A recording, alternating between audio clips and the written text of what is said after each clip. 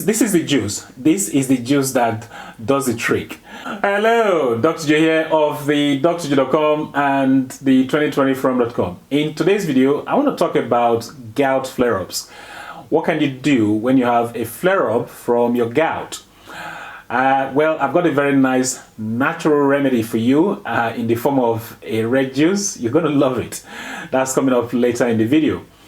Actually, this video has been triggered by a letter that I received recently from a gentleman, and he says, Dear Dr. Joe, I do have gout in my toes and knees, and lately I've been having frequent flare-ups. My doctor prescribed me a medication called colchicine for my flare-ups, but it gives me belly cramps and it nauseates me a lot. Do you have any alternative suggestions for me? I would love it if you do. Well, you're in luck because I've got a very nice remedy for you. It's a natural one, and that's coming up later. But I want this video to be more than just managing flare-ups. I also want us to look at the overall management of gout. How can you reduce the frequency of gout attacks or stop them altogether? Okay, so I want us to look at that. Now, there are three aspects to achieving this objective. So what I've put down here, we're going to look at them now. What I've put down here, I've said gout management objectives. Now, the first objective is you want to counter the overproduction of uric acid. Because uric acid is the problem. The uric acid crystallizes in joints, and that's what causes the inflammation, and the inflammation leads to pain. So we want to counter the overproduction of uric acids. And these uric acids tend to come from high purine foods. And there are plenty of them, I have to say. Next sub-objective is we want to encourage excretion of uric acid from the body. Okay, so we want to get rid of the uric acid so it doesn't crystallize in the joints and cause us problems. So, and the third thing is that, well, okay, we've countered the overproduction and we've encouraged the excretion. What if we still have a flare-up? What can we do? Well, what we want to do then is dampen the inflammation during flare-ups, okay? So those are the three ways you can manage gout. So let's look at all three and see what we come up with. Now, this video is going to be in two parts. The second part is going to be at a later date. But today I'm just going to talk about a couple of things. So what I put down here, I've said we want to counter the overproduction of the uric acid. So this is the first aspect of managing gout. And largely the way you do that is through diet, okay? Dietary management. But I put down here dietary management, but it is difficult. And the reason it is difficult is that lots of foods contain purine, some more than others. So if you really want to do this effectively through diet, the diet is quite restrictive, and that's not very practical. So we want to focus on the high purine foods and the moderate purine foods.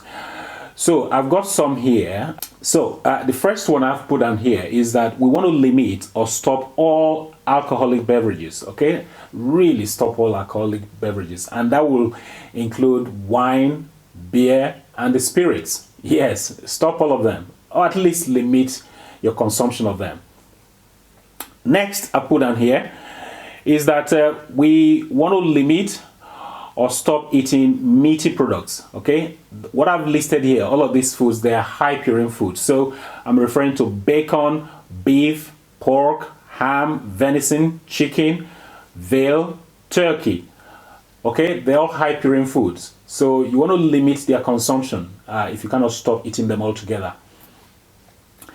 And the next step I've put on here, you want to stop eating all organ meats, okay? Liver, kidneys. I mean, you can do without organ meats, I have to say. So that should be a very easy thing to accomplish, in my opinion. So that's one of the steps. The other thing we want to do is we want to stop or limit our consumption of seafood and shellfish, okay? And shellfish will include crabs, oysters, lobsters, mussels, and then the seafoods will be sardines, herring, shrimps, anchovies, haddock. All of those, they're also high purine foods, so we want to limit their consumption. And I know it's difficult to stop eating them altogether, but we can limit their consumption. Next, I put down here, we want to stop or limit sugars. So all sugary beverages, table sugar, and even some natural sugars, okay? We want to limit their consumption because there's an alternative pathway through which sugars lead to production of uric acid, and it's quite a complex pathway. Yes, all you need to know is that sugary products do encourage the production of uric acid. Okay, that's all you need to know. So we want to limit or stop eating them altogether. Next is, which is step 2, we want to increase uric acid excretion. And how do we do that? Very, very simple, and also very, very important. We want to drink plenty of water, okay? Plenty of water. So I put down here, we want to aim for 4 liters minimum, okay? Which is 128 ounces of water. You know, that's the minimum, 4 liters. Very, very important, okay?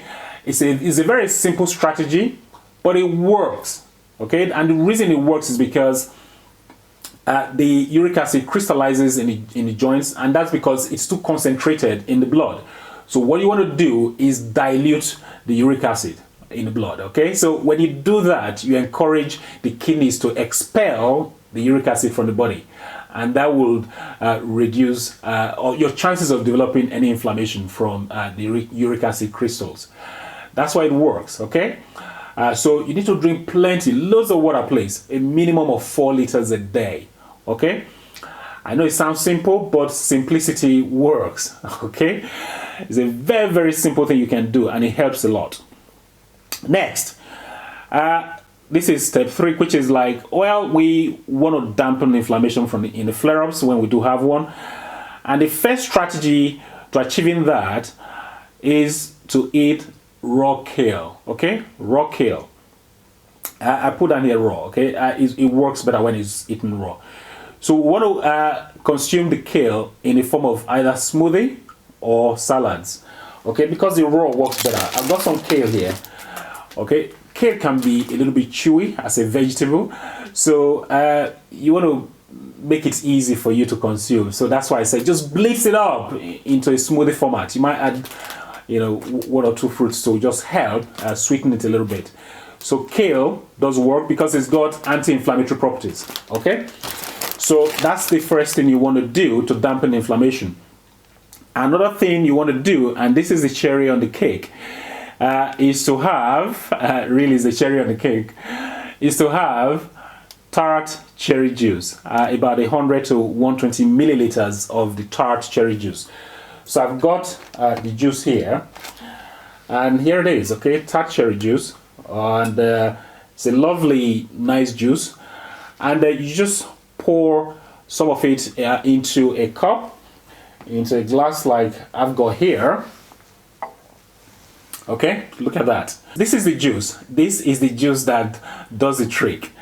So just consume this. Okay, this is about 100 to 120 mils, I think. I didn't particularly measure it, but about this amount is just about okay.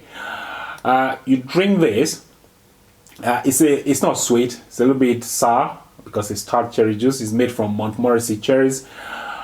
So you consume this, and you will be fine. It's amazing how quickly it works. So, and the reason this juice works is because these tart cherries, the Montmorency cherries, they contain antioxidants called anthocyanins. Okay, plenty of anthocyanins in this juice. Plenty of anthocyanins. And the anthocyanins, they've got anti-inflammatory properties. They're not just antioxidants, they also got anti-inflammatory properties, and that's why the tart cherry juice works. Okay, so this is just a very nice thing you can do. Just get some. I'll probably leave links below for you to get the tart cherry juice if you want it. But it's a very simple way that you can also reduce the pain from any flare-ups, and like I said, it works a charm. Just use it. Okay, it's a very nice remedy that works a treat. Okay, that's all I would say. So the whole aspect of managing gout basically is you want to reduce the production of uric acids by reducing your consumption of the high purine foods. And you also want to encourage the uric acid to get out of the body by helping your kidneys to expel the uric acid. And how do you do that? By consuming plenty of water, okay? Plenty of it. And then when you do have a flare-up, either have the kale, okay? Have the kale, or if you want to keep it simple, you can just have the tart cherry juice, and that works a charm. So hopefully you got some value from this video. If you did, please give the video a thumbs up, please like the video, and also please share this video with your friends, family, and colleagues. Now, are you someone who suffers from gout, like this my subscriber? If you are, I want to know anything that you've used that has also helped you to deal with any flare-ups, apart from traditional conventional medicines. Any other remedy that you've tried that works, please do let me know as well down below. And also, if you got any comments, any question regarding this video, go ahead, leave your comments down below. I think that's about it. Until next time, well, this is Dr. Joe signing.